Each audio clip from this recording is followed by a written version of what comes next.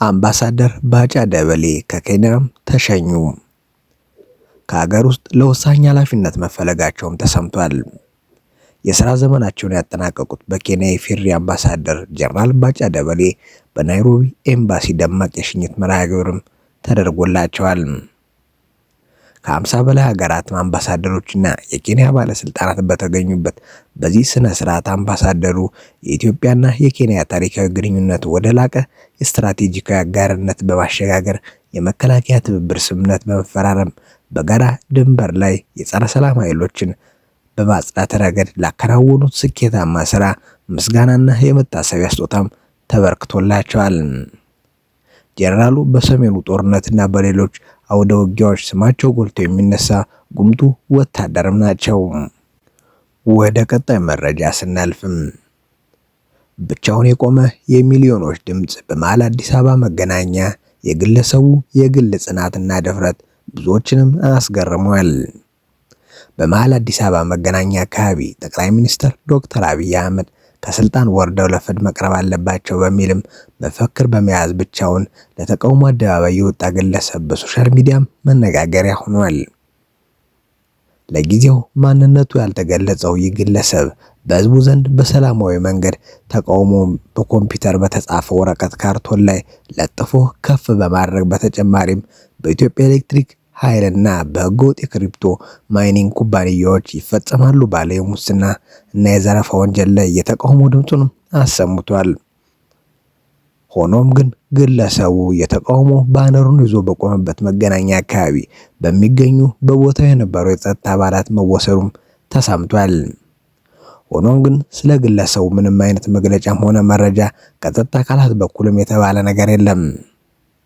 ይህ ድርጊት በተቃዋሚ የሀገሪቱ ፖለቲካና የማህበራዊ ሁኔታ ላይ በርካታ አበይት ነጥቦችንም ይመለከታል።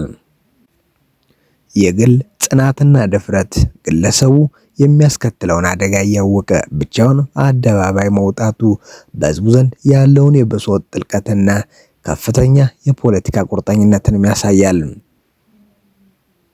ተቃውሞ ከፖለቲካዊ ስልጣን ጥያቄ ባለፈ እንደ ኤሌክትሪክ ኃይልና ህገወጥ የክሪፕቶ ማይኒንግ ያሉ ወቅታዊ የሙስናና ኢኮኖሚ አላስፈላጊ አሰራሮችን የዳሰሰ መሆኑንም ህዝቡንም ስጋት ሁለገብነትን ያሳያል። የሰላማዊ ተቃውሞ ዕድልና የጸጥታው እርምጃ ክስተቱ በህዝባዊ ቦታዎች ሰላማዊ ተቃውሞ በነጻነት ለማንጸባረቅ ያለውን የጠበበ ምህዳርና የጸጥታ ኃይሎች የሚወስዱትን ፈጣን የማስቆም እርምጃ ቁልጭ አድርጎም ያሳያል።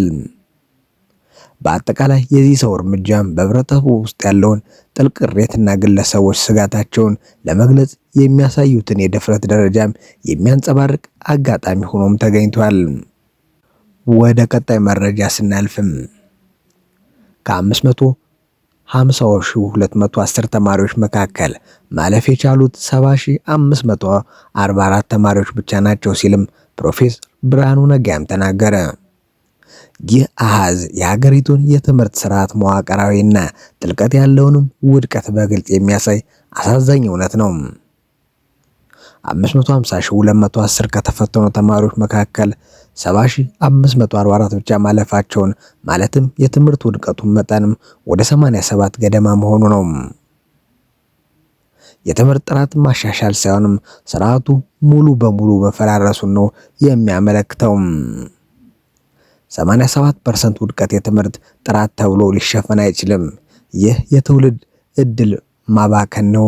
በዘንድሮ የ12ኛ ክፍል ሀገር አቀፍ ፈተና ከተፈተኑት ከግማሽ ሚሊዮን በላይ ተማሪዎች መካከልም 87% ያህሉ ማለፉ አለመቻላቸው ቀላል አሃዛዊ መረጃ ሳይሆን የሀገሪቱን የትምህርት ስርዓት ከስሩ መበላሸቱን የሚያሳይ የታሪክ ጥቁር ነጥብም ነው። መንግስት የፈተና ሌብነትንም ለመግታት የወሰደው የጥብቅ ቁጥጥር እርምጃም የሚደገፍ ቢሆንም የፈተናው ስርቆትን ማስቀረት ብቻውን የትምህርት ጥራት ተረጋገጠ የሚያስብልም አይደለም።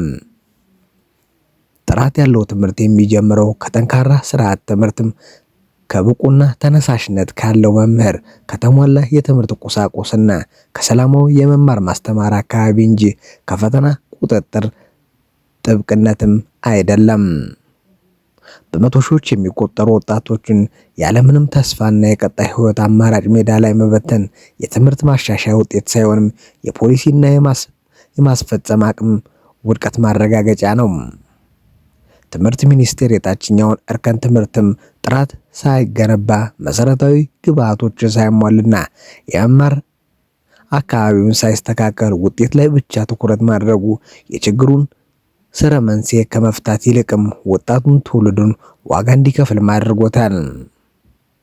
መንግስት ይህንን አስደንጋጭ ውጤት እንደ ትልቅ የትምህርት ማዕቀፍ ውድቀት አምኖ በመቀበል ወቀሳውን በተማሪዎችና በወላጆች ላይ ከመደቀን ይልቅ አጠቃላይ የትምህርት ስርዓቱን ከስሩ የሚፈትሽና የሚያስተካክል አስቸኳይ ሀገራዊ መፍትሄ ሊበጅለት ይገባል። ፈተናም በጥብቅ መቆጣጠር የመልካም አስተዳደር ተግባር እንጂ በትምህርት ጥራት ላይ የተደረገ መዋቅራዊ ለውጥ አይደለም። የ12ኛ ክፍል ፈተናም የመጨረሻ ማረጋገጫ እንጂ የመማር ማስተማር ሂደትም አይደለም።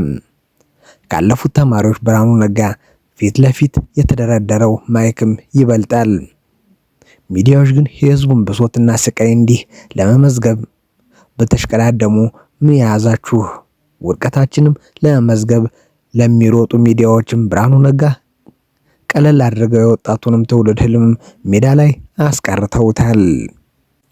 ወደ ቀጣይ መረጃ ስናልፍም አስገዳጅ የወጣቶች አፈሳ ከሰሞኑ በአማራ በኦሮሚያና በተለያዩ የሀገሪቱ አካባቢዎች የወጣቶች አፈሳ ወይም አስገዳጅ ወታደራዊ ቅጥር እየተፈጸመ መሆኑንም የሚጠቁሙ መረጃዎች በስፋት እየወጡ ይገኛሉ።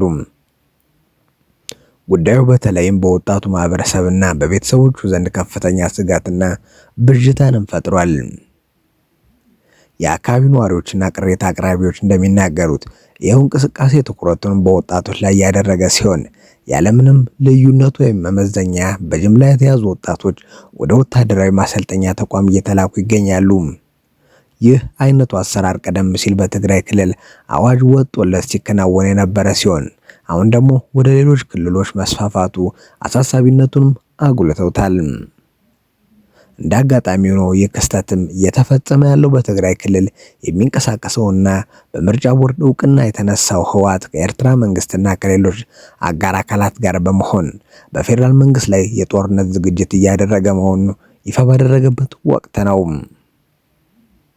መንግስት በበኩሉ በቂ ዝግጅት እንዳለውና በቂ ኃይልም ማሰማራቱን የሚጠቁም መረጃዎች ቢኖሩም የዚህ አስገዳጅ ወጣቶች ስብስብም ትክክለኛ ዓላማ ምን እንደሆነም ግልጽ አለመሆኑ ህዝቡን ግራ አጋብቶታል።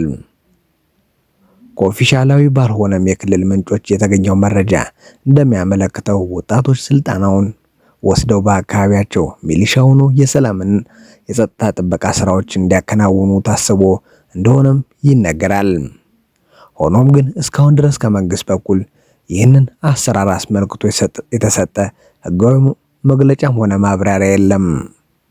ወደ ቀጣይ መረጃ ስናልፍም ትራምፕ በአዲስ የታሪፍ ጥቃትም የንግድ ጦርነት መጀመራቸውን የካናዳ ጠቅላይ ሚኒስትር ተናገሩ። የካናዳ ጠቅላይ ሚኒስትር ማርክ ካርኒ ከአሜሪካ የጣለችውን አዲስ የታሪፍ ናዳ ካናዳን ለመጉዳትና ለመከፋፈል የተነደፈ የተሳሳተ ስሌት መሆኑንም ተናገሩ። ጠቅላይ ሚኒስትሩ ይልን ያሉትም ዓርብ ዕለት የንግድ ድርድር ከተቋረጠ በኋላ ነው። ትራምፕ በድርድሩ ከካናዳ ብዙ መጠየቂያዎችንና በእነርሱ በኩል ግን ትንሽ ማቅረባቸውን የተናገሩት ካርኒ አሁን ላይ አሜሪካና ካናዳ በንግድ ጦርነት ውስጥ መሆናቸውን ተናግረዋል። ጥቃት ሲዘነብሰርባችሁ ጦርነት ውስጥ ትገባላችሁ፣ ጥቃት ተዘንዝሮብናል ብለዋል። በዚህም ምክንያት በአውሮፓውያኑ መስከረም 8 ጀምሮ በብረት፣ በወተት፣ በኤሌክትሪክ እቃዎችና በመሳሰሉት የሀገሪቱ በሚገቡ ምርቶች ላይ በአሜሪካ ታሪፍ ልክ ቀረጥን በመጣል ምላሽ እንደሚሰጡም አረጋግጠዋል። የንግድ ውይይቱ መቋረጡ በሁለቱ ሀገራት መካከል ያለውን የንግድ ግንኙነት የሚያባብስ ይሆናል። ወደ መፍትሄው የሚወስደው ግልጽ መንገድ የለም። የአሜሪካ ፕሬዝዳንት እስካሁን በጉዳዩ ላይ የሚሰጡት አስተያየት የለም። ካርኒ ያቀረቡትን ሁሉ መቀበል አንችልም፣ የጠየቁትንም አንሰጥም ብለዋል። ሁለቱም ሀገራት በውይይቱ ስምምነት ላይ እንደርሳለን የሚል ተስፋ ሰንቀው የነበረ ሲሆንም ሁለቱ ወገኖች በመጨረሻው ሰዓት ሀሳባቸውን በመለዋወጥ ከተካሰሱ በኋላም ውይይቱ ተቋርጧል። ይህንን ተከትሎ ካናዳ ከዚህ ቀደም በብረት፣ በአልሙኒየም፣ በአውቶሞቢልና በእንጨት ምርቶች ላይ በአሜሪካ ተጥሎባት ከነበረው ታሪፍ በተጨማሪ በምርቶቿ ላይ 50 በመቶ አዲስ ታሪፍም ተጥሎባታል። ስላዳመጣችሁ እናመሰግናለን። ቸር ቆዩልን።